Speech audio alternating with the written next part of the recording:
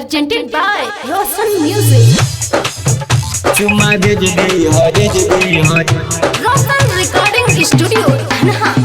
आया साल में चुम्मा भेज दी हो DJ Sandeep Babu. Sandeep चुम्मा Babu. भेज दी हो जाने नया साल में जहिया से दिल हमर तोहर से लागल ओही दिन से रहतानी रात भर जागल चुम्मा भेज दी हो जाने नया साल में जहिया से दिल हमर तोहर से लागल ओही दिन से रहतानी रात भर जागल खाली जान मारे उठावा के ललिया नु खाली जान मारे उठावा के ललिया नु चुम्मा भेज दी हो जाने नया साल में चुम्मा भेज दी हो जाने नया साल में चुम्मा भेज दी हो जाने नया साल में DJ Sandeep Babu. चुम्मा भेज दी हो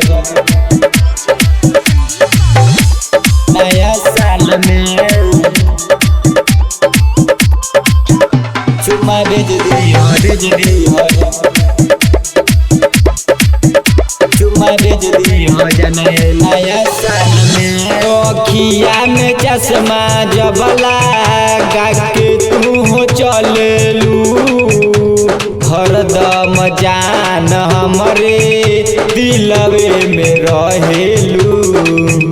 चुम्मा भेज दी हो जाने नया साल में अखिया में चश्मा जबला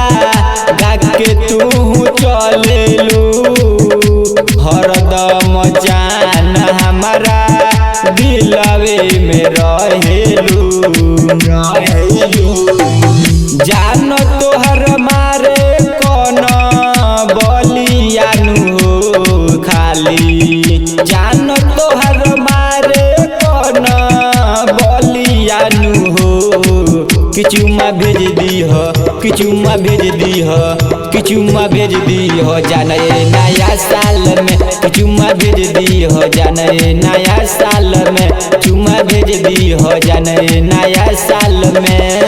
DJ Sandeep Babu. चुम्मा भेज दी हो नया साल में चुम्मा भेज दी हो चुम्मा भेज दी हो जाने नया साल में जहिया से देखले बानी कोचिंग जात में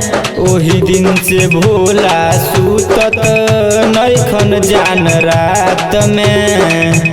चुम्मा भेज दी हो जाने नया साल में जहिया से देखले बानी कोचिंग जात में ओही दिन से पप्पू सुतत नैखन जान रात में राइटर संतोष कहेले गोरे गाल वाली सुबोध कहेले गोरे गाल वाली चुम्मा भेज दी हो जाने नया साल में चुम्मा भेज दी हो जाने नया साल में चुम्मा भेज दी हो जाने नया साल में।